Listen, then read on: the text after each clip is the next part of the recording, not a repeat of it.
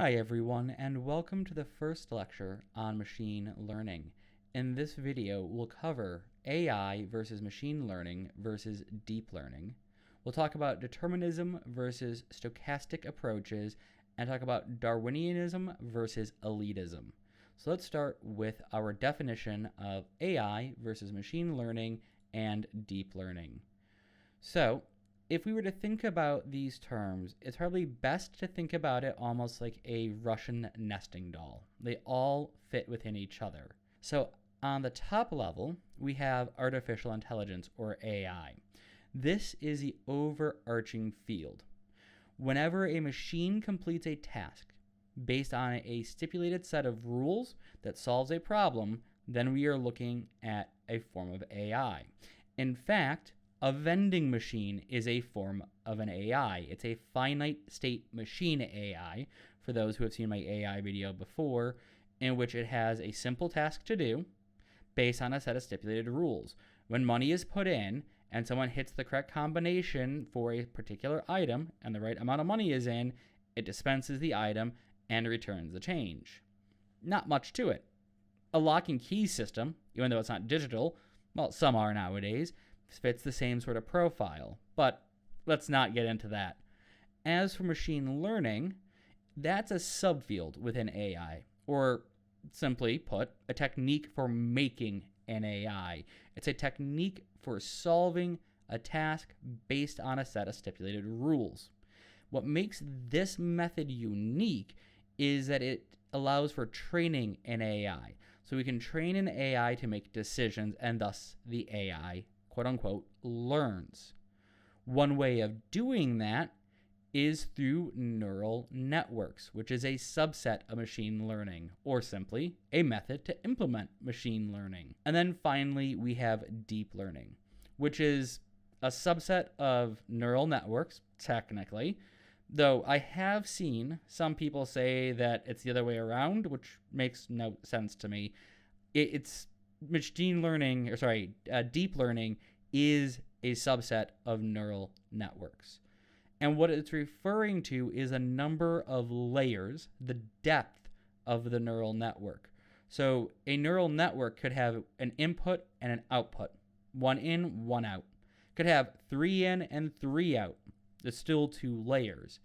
It could have a hidden layer. So it could have input, hidden layer with one set of neurons, and an output. That isn't deep learning.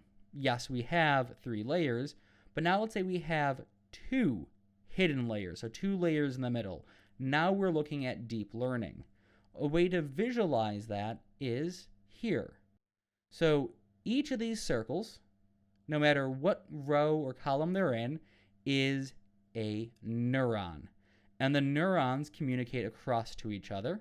So you can see we have this first input neuron in the input layer going across this row to here, and then down the column and row to the next one, and then the next one, and the next one. They all feed into every other neuron. Then we have these 3 green sets here, and this is our hidden layer. This is what makes this a deep learning system. So this is our deep neural network. It is multiple hidden layers. And then we have our output layer. Again, we could drop all these greens and just do input to output. In fact, our first neural network that we'll make in this series will just be that. Eventually, we'll build in our deep neural networks. All right, now that we've discussed the terms, let's look at determinism versus stochastic approaches. So determinism is what we're kind of used to when we think of computers. A deterministic algorithm is an approach that always produces the same results. So we put in the same input, we'll get the same result every single time. We change the input, we'll get a different result from the earlier input, but if we keep putting that same input in, the new input that is, then we'll get the new answer every single time. And in machine learning, we could use determinism. Why would we do that? Well, it will always give us the best possible solution. How does it do this? Well, it checks every possible answer. by checking every possible answer, however, we run into a problem that comes with that benefit of getting the best solution. It means that we have to check every point. Well, if we have 1,000 points to check, or 10,000, or even a couple of hundred, this can slow down a system, especially for large or complex models. It takes a while for it to work. Now, in some small systems, say in AI and video games, this might be fine, depending on how many conditions and different systems you have and different sort of things you're looking at when you're inputting to get your solution. So what do we do for more complex systems? Well, we use stochastic approaches. And stochastic is a synonym for random. However, when we use the term stochastic, it is to focus on the probabilistic nature of the variable. I teach statistics and I stammered on that word. I'm going to leave that in just because it's kind of funny to me. Now, it's also a synonym for probabilistic. However, stochastic generally implies that uncertainty about outcomes is quantified in terms of probability.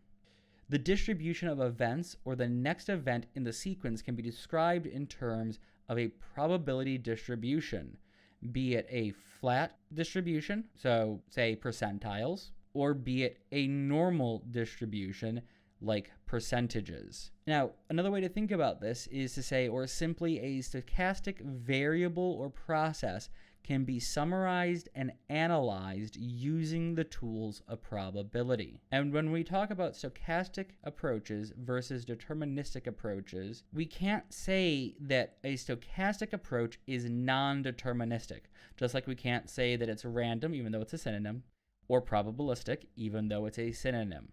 Stochastic approaches will give different outcomes for the same input. So we're not deterministic, but we're not non-deterministic either technically. So stochastic is non-deterministic, just like it's probabilistic, just like it's random, but stochastic approaches are not non-deterministic because non-determinism only describes a probability of outcomes rather than the probability itself. Describing something as stochastic is a stronger claim than describing something as non-deterministic, because we use the tools of probability and analysis, such as expected outcome and variance.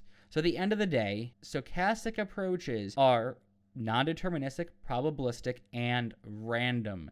It takes on attributes of all of these ideas. Okay, so now that we've discussed that, let's talk about Darwinism versus elitism. Now, we'll go much more in depth about this in the next video. So we'll start with Darwinism.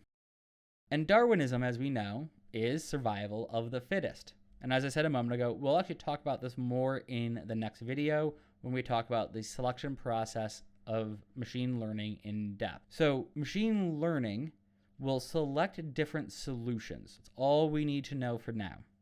One of the ways we can think about the selection process is through an evolutionary or Darwinian model. Only the fittest survive. So when we have crossover, which again we'll go into depth on in the next video, we can pick solutions to cross based by competition. They compete, and I always imagine this like a joust for some reason in my head. They compete based on how fit their solution is. How well does that solution answer the question? So we take a group of solutions and we compare them to each other, and then the two best are selected and crossed over. Thus, we have sort of an evolutionary model of Darwinism within that. Alternatively, we can approach things from an elitism point of view, where we only select the fittest. So instead of the fittest surviving, it's what we are selecting is the fittest, and we are carrying it forward. We don't touch it, we don't cross it over. So there are kind of two sort of general ways we can do this. We can either move the solution from its generation to the next generation. So a generation is just a collection of solutions, and usually when you're doing machine learning, you have multiple generations. And in fact, the first one we'll do in the genetic algorithm will start with 10 generations. Or instead of moving it from one generation to the next, we can compare the new generation to the best from the last generation. And we only accept the new generation if it is a better fit from the last generation. And I'm trying not to laugh as I say that bit because I have a bug in my personal machine learning project right now where if I implemented that last method, the bug would not exist because the system wouldn't allow the solutions to continue. That said, you'll actually see that bug at some point. I'll introduce you to it intentionally so you can know one of the pitfalls to expect. All right, that takes us through what we need to discuss for today's video. Next video will be another lecture, and after that, we will start working on our machine learning. Thank you once again for your support, and I look forward to seeing you in the next video, and hope that you have a wonderful day.